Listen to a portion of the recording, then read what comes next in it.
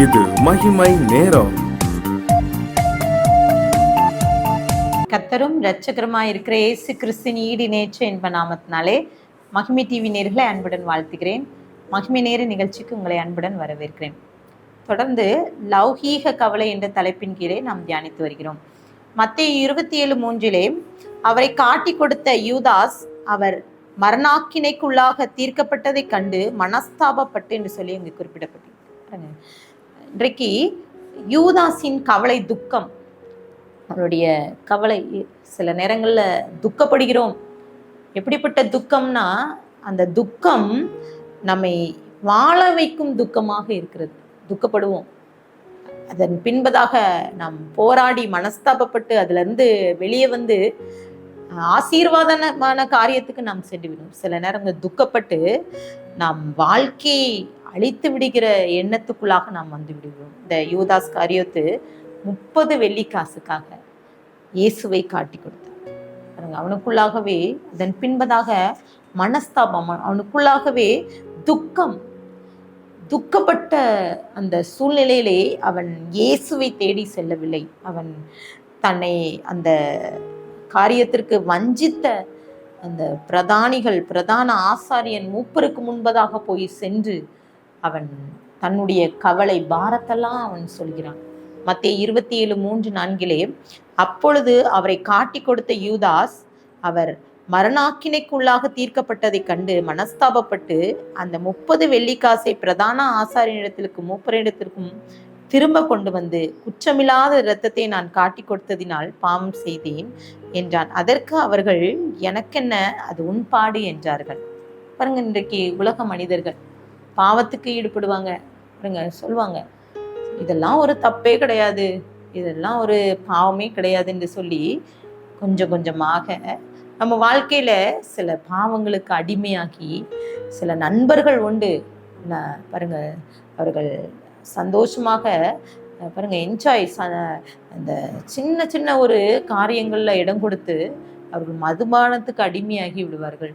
பாருங்க, தவறான பாவத்துக்கு அடிமையாகி விடுவார்கள். அதன் பின்பதாக சொல்வாங்க, இது இந்த யூதாஸ் காரியத்தை பார்த்து சொல்லும்போது உன்பாடு என்று சொல்லி விடுவார்கள். பாருங்க, அலட்சியமாகி இருக்கிற வாழ்க்கை. சில மனிதர்கள் சிலருடைய வாழ்க்கைகளை புகுந்து அலட்சியம் பண்ணி அவர்கள் வாழ்க்கையை அழித்து விடுகிறார்கள். இந்த யூதாஸ் காரியத்தை மனிதனை தேடி சென்றான், பணத்துக்கு பின்பதாக ஓடி போனான். உலக கவலைகள், உலக ஆசை அவனை நெருக்கினது. இன்றைக்கு இப்படிப்பட்ட சூழ்நிலையிலே நாமும் சில நேரங்கள்ல வஞ்சிக்கப்பட்டு விடுகிறோம். யூதாஸை போல அவன் அறியவில்லை இயேசு கூட இருந்து இயேசுடைய அற்புதங்களை பார்த்து, ஆண்டவராக இயேசு கிறிஸ்து செய்த நன்மைகளை அவன் பார்த்துவிட்டு அவன் தேவ மகிமையை அவன் உணரவில்லை. இன்றைக்கும் சில நேரங்களில் ஆலயத்துக்கு செல்றோம், வேதத்தை வாசிக்கிறோம், ஜெபிக்கிறோம், ஆவிக்குரிய அனுபவங்களை நாம் பெற்றிருந்தோம். யூதாஸை போலதான் சில நேரங்களில் நாம் வஞ்சிக்கப்பட்டு விடுகிறோம். பாவத்துக்கு மேலே பாவம். சில நேரங்களில் பாவத்தை நாம் சுட்டி காட்டும்போது சிலர் ஏற்றுக்கொள்வதில்லை. சிலருக்கு கவலை என்னன்னா, இந்த பாவம் வெளியே தெரிந்துட்டுன்னு சொல்லிட்டு கவலைப்படுகிறது உண்டு. அப்போஸ்தலர் 1:18 அநீதத்தின் கூலியினால் அவன் ஒரு நிலத்தை சம்பாதித்து தலைகீழாக விழுந்தான், அவன் வயிறு வெடித்து குடல்கள் எல்லாம் சரிந்து போயிற்று என்று யூதாஸை குறித்து அங்கு குறிப்பிடப்பட்டிருக்கு. மத்தேயு 27:5 அப்பொழுது அவன் அந்த வெள்ளிக்காசை தேவாலயத்தை எரிந்துவிட்டு புறப்பட்டு போய் நாண்டு கொண்டு செத்தான்.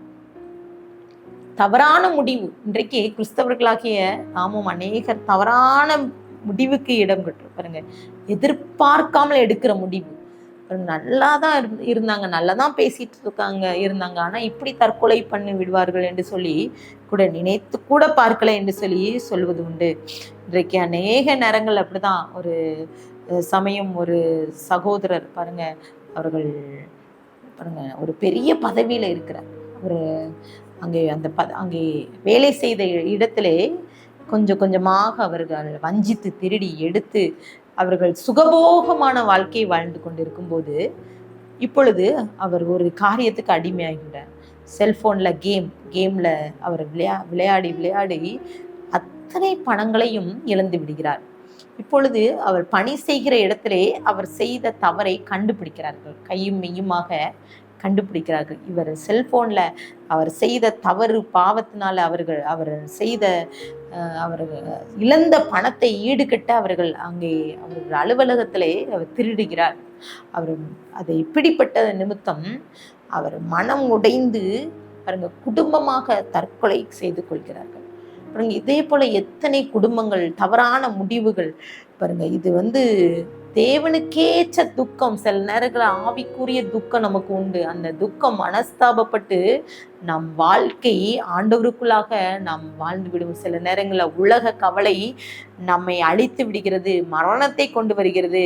இந்த உலகத்துல சில நேரங்களில் இந்திய தேசத்துல கணக்கின்படி பார்த்தீங்கன்னா 2021 பாருங்க 3.3% இந்த மரணம், அது என்னன்னா தற்கொலை அதிகரிக்க. அதுல அதிகம் பேர் இளைஞர்கள். ஏன்னா 2022 கணக்கெடு 12.4% அதிகமான தற்கொலை எண்ணத்தை கொண்டு வந்ததுன்னு சொல்லிட்டு 2023 1,00,000க்கும் அதிகமான 1,71,000க்கு அதிகமான மக்கள் தற்கொலை செய்து கொள்றாங்க. 8.1% குறிப்பாக மாணவர்கள். தற்கொலை எண்ணங்களை பிசாசு கொண்டு வருகிறது. 2024 12.4% மக்கள் தற்கொலை செய்து கொள்றாங்க. 2025 2,65% அதிகம் இன்னைக்கு தற்கொலை செய்து கொள்றாங்க. ஏன்னா ஏற்றுக்கொள்ள முடியும், மனஸ்தாபப்படுறாங்க. ஆனா மனமாற்றம் வருகிறது இல்லை. 2026 பார்த்தீங்கன்னா இப்பொழுது பாருங்க சில 49% ஜனங்கள் நோயினால தற்கொலை பண்ணி கொள்றாங்க.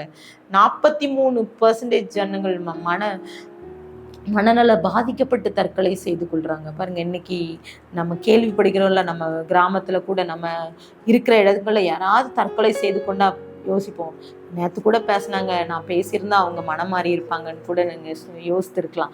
இன்றைக்கு இந்த வார்த்தையை கேட்டுக்கொண்டிருக்கிற நாமும் கூட யூதாஸ் காரியத்தை போல சில நேரங்களில் லௌகீக கவலை, உலக கவலைக்கு இடம் கொடுத்து, பண ஆசைக்கு இடம் கொடுத்து, உலக எண்ணங்களுக்கு செவிசாய்த்து விட்டு வாழ்க்கையை இழந்து கொண்டு போகிற சூழ்நிலையை நாம் அனுபவித்து கொண்டிருக்கிறோம். அன்றைட்ட ஒப்பு கொடுக்கலாம். இதே போல் எத்தனை பேர் இருப்பாங்க தற்கொலை எண்ணத்தோடு இருக்கிற குடும்பங்கள், பிள்ளைகள். அடுத்து என்ன வாழ்வாதாரம் இருக்க போகிறது என்று சொல்லி கூட கவலைப்படுகிறவர்கள் உண்டு. இன்றைக்கு ஆண்டட்ட ஒப்பு கொடுக்கலாம். இந்த கவலை வேண்டாம் சப்பா, நீங்க தருகின்ற ஐஸ்வர்ய கணம் நிலையான பொருள் எனக்கு வேணும்.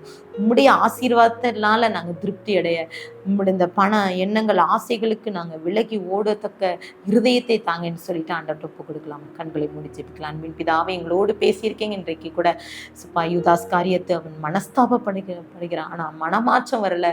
இன்றைக்கு அவன் தன்னுடைய மரணம், சுயமான எண்ணம், தற்கொலை எண்ணத்தை அவனுக்கு கொண்டு வந்தது சப்பா. இன்றைக்கு கூட நாங்களும் கூட சப்பா உம்முடைய பிள்ளைகளாக இருக்கிறோம் சப்பா. சில நேரங்களில் வீணான எண்ணங்கள் எங்களுக்கு வந்து விடுகிறது, வீணான குழப்பங்கள் வந்து விடுகிறது, வீணான காரியங்கள், உலக ஆசைக்கு நாங்கள் இடம் கொடுத்து விட்டு உலக செயல்களுக்கு நாங்கள் சென்று கொண்டு இருக்கிறோம்ப்பா. இப்படிப்பட்ட தற்கொலை எண்ணத்தோடு இந்த வார்த்தையை கேட்டுக்கொண்டிருக்கலாம். இனி வாழக்கூடாது, எங்கள் வாழ்க்கையில என் திருப்தி இல்லை, நிம்மதி இல்லைன்னு கூட இந்த வார்த்தையை கேட்டுக்கொண்டிருக்கலாம். சப்பா எங்கள் வாழ்க்கையில அற்புதம் செய்யுங்க. இந்த வார்த்தையை கேட்டுக்கொண்டு இருக்கிற ஒவ்வொருவருடைய வாழ்க்கையிலையும் நீங்க அற்புதத்தை செய்யுங்க சப்பா. இப்படி வீணான எண்ணங்களை எங்களுக்கு கொண்டு வராது, அப்படி பிசாசு வஞ்சிக்காதபடிக்கு, இந்த லௌகீக கவலை எங்களுக்கு வந்துவிட, உலக எண்ணங்கள் எங்களுக்கு வந்து விடாதபடிக்கு எங்களை சப்பா வேலையழைத்து பாதுகாத்துக்கள். எங்களை அர்ப்பணித்து எங்களுக்கு ஜெபிக்கிறோம். வீணான காரியங்களுக்கு நாங்கள் இடம் கொடுக்காதபடிக்கு எங்கள் ஆவி ஆத்மா சரீரத்தை உடைய பாதத்திலே வைத்து தாழ்த்தி விரும்பியாக்கிறோம். துதி கன மகிமை மக்கள் இருக்கிறோம். மீப்பர் மூலம் கேட்கிற பிதாவே, ஆமென்.